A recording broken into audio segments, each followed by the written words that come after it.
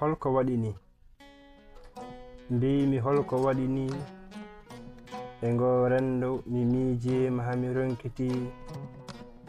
rendo dasowo bonande nde anda ko ɗo fuɗɗi hayɗo haaɗi andude mi ronki so a haali woni hen mbiye ɗum ko bida emin cali taw ko bida biɗnuɗo gure yoga hen ɓesgu mum sari hakkunde baɗe e baɗan eɗen lombi hanki gila to kolade ubbama nene cari ndeke ha hande ɗen bone ine e ngo rendo heddi ngo rendo hande ɗen bone ñembi ha e nder galleji men eɗen gubbi ubbidde en donkiti nde tawno ubbunoɓe yoga hen jeehi goram hay ubbanoɓe yoga hen maayi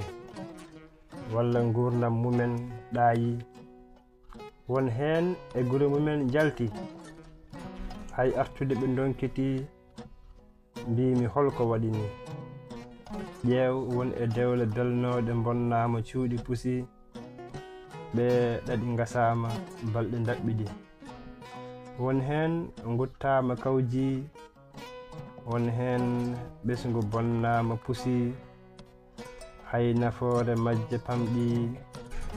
ngam hay darnude hirande ɓe donkiti ɓe beddama korte ɓe kuñude añɓe tongi mbimi holko waɗi ni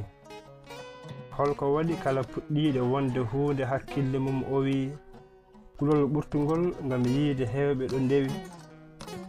kala gardiɗo e ngo rendo no nane taw koyɗe mum keli hakkunde piɓi e gallaɗi ɓe bonande nana kiiɗi ɗi gase ɗi gubbe ɗi ñammine so ɓe keɓi ɗum fof ko beele jogorɗo wonde yo bon hayso ala ko jogi ndeke en gandi ko ƴakki jalol e jambere geeƴi cahaɗi lamɗam e yeeso mum dadde satti ngo rendo so en miccima ma en gandu ko heewi en mbaasi ɓiɓɓe gendi men fonnoɓe nafde hande bone kalki dabreji bonɗi e muɗumen ɓe mbaɗi mo yejji dabre dabbani e majje ko ɗum saabi ƴeew tan won ƴogoje kela jowri basale e leydi lelnama baram lefi caami ko nden nguura boni hay keelele en mbaasi sinno ko sago taw coñal en padi taw goto kala ñalde hen ine welti nde yimre ko namdal nde werli kala ganduɗo yo haalan en ko waɗi ni lamtoro sall Abdoul Tokosel ko gorko mo Ndulmaji Dembe e sawtuwol